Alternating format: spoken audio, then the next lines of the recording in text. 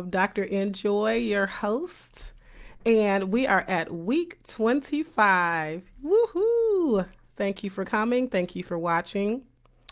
I think it goes without saying that I have three small ones. So if you ever hear any crying or yelling in the background, that is because I have three small ones. Well, no, I have two small ones and one preteen. So it's probably the preteen that's provoking the middle child, the toddler. And that's why you might hear him screaming.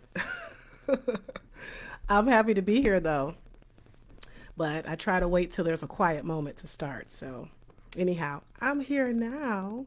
So, December is Seasonal Affective Disorder Awareness Month. So, I've been spending a lot of time talking about that. That stands for SAD, SAD. Kind of makes sense because having seasonal affective disorder means that you experience sadness. So I spent a lot of time talking about that the last couple weeks and how you can define the difference between feeling regular sadness because we are all human and it's okay to be sad, and seasonal affective disorder, also known as seasonal depression. So, any questions you might have on SAD or seasonal depression or major depression, definitely tune in and ask about that. So today we're going to have a special holiday special because it's the holidays, right? And we do experience holiday blues, holiday stress, holiday happiness. We have a mixture of emotions. I titled this one Joy to the World. It kind of makes sense, right? Joy to the world. That's what Journey to Joy is all about. Are you on your journey towards joy? Is it possible for everyone to experience joy? Is it possible for joy to happen in the world? I think so.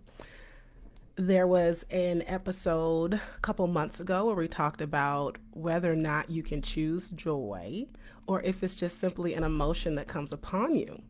Happiness is an emotion, and joy is a choice. You choose to enter that journey towards joy, and despite what you might be experiencing, despite trauma, despite stress, despite family dynamics, despite depression, despite anxiety, despite psychosis, despite whatever divorce or loss or grief or family work issues, being fired, being let go from your job, you can choose joy and experience that peace and joy despite the stress and despite what is going on. Now, I wanted to bring up how this whole joy experience, how you can experience that despite stress and despite pain, is throughout our culture. It's throughout everywhere. If you even think of hip hop and joy, I was listening to Mini Man the other day because I love me some Peloton. So I get on the Peloton and I love hearing the hip hop music, running the hip hop and all that. So anyway, Mini Man was on, and there's a lyric in there: "Joy wouldn't feel so good if it wasn't for the pain." Interesting. Joy wouldn't feel so good if it wasn't for the pain. So if you were just happy all the time and feeling good all the time, maybe you might get tired of it. And it's not like you want pain, but sometimes there's joy in the fact that you've gotten through something. That's in the scripture. There's scriptures on joy.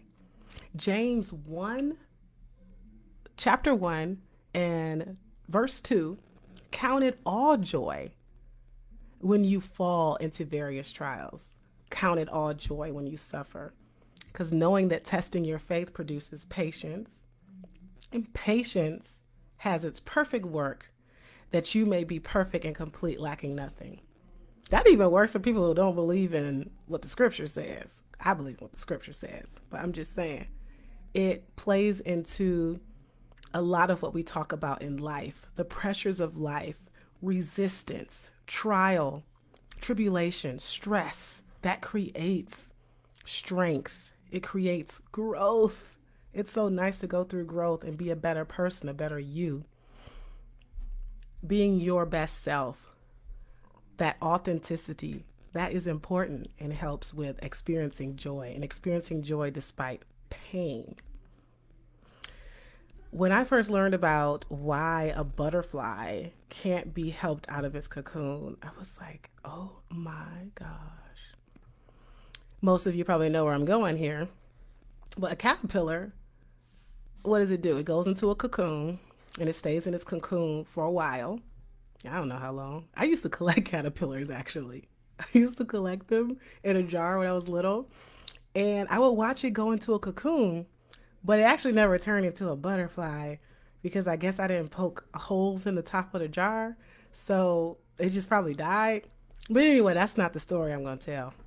That's pretty messed up. But anyhow, when a butterfly is ready to come out of its cocoon, it's trying its best to get out of that cocoon. It is really hard. And it probably takes days for it to get out of there. And if you actually watched it try to get through that small hole of the cocoon, you're probably like, oh my goodness, I should help it.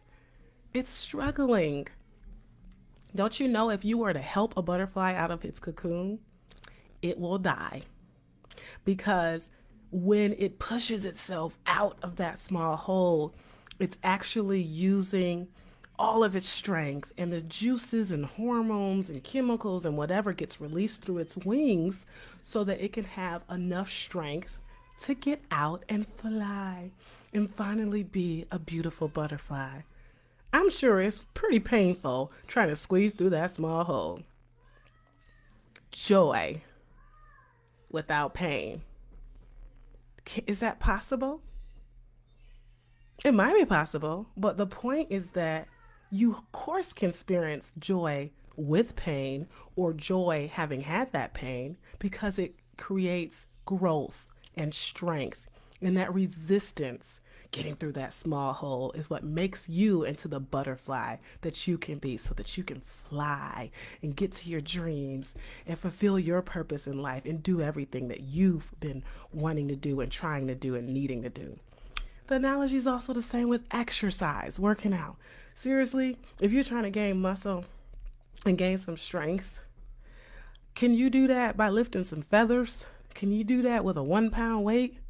Okay, well, if you have enough reps, if you do like 100 reps or 1,000 reps, doesn't matter how heavy or light it is, it's still going to help. But that's the point.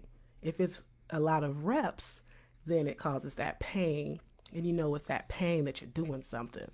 But my point is that you're usually not going to choose a lightweight, like a 1 pounder or lifting feathers. If you really want to grow, if you really want to become stronger, you're going to choose a weight that is of resistance so that you can push against that resistance, get through it, and become stronger. That's life. That's life. So whatever resistance you're going through, whatever stress you're going through, whether it's family stress, losing something, losing someone, that's okay. Yes, even you can experience joy despite that. So if the question is, well, I've had trauma, I've had pain, I have a medical illness, I have terminal cancer, I've lost my loved one, I've lost my job, you too can experience joy despite that. And it's all in the mind. It's reframing that mind. You can be going through a situation, but because your mind is strong and because you tell yourself, you know what, I'm not going to think negatively. I'm going to reframe that internal dialogue that I have. I'm going to use positive affirmations. I choose joy. Then you can experience that joy. I found a scripture in my research on joy, not a scripture, a quote rather. The idea that we can achieve happiness by maximizing pleasure and minimizing pain is both intuitive and popular, but untrue. That's Brock Bastion. In other words, in order to experience joy, we kind of need pain. Joy, and pain, sunshine and rain. It's in the music too, right? Having to experience joy and having to experience pain, just like we experience sunshine and rain, winter and summer, seasonal depression and feeling better, going on vacation and having to work. in the grind and not in the grind, sleep and not being able to sleep, kids getting on your nerves and kids not getting on your nerves. It's the balance of life. I remember a movie called Pleasant Hill. Is it called Pleasant Hill or Pleasantville? Where everybody was super happy and everything was perfect. And it was in black and white. There was no color. Or no, was it color? I think it was in black and white. I think it was in black and white. Right, it was in black and white. Which actually adds to the fact that once it got colorful and people were experiencing pain and actually experiencing emotions, that was when they were truthfully being human and truthfully experiencing that balance of life.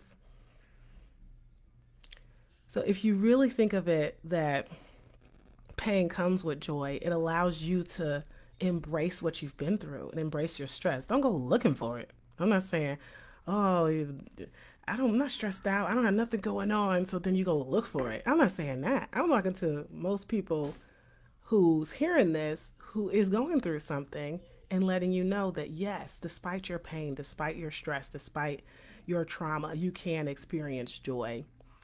And embracing that past, embracing what you're growing through because it's making you stronger. And in therapy, a lot of people say, well, I'm just not ready for therapy.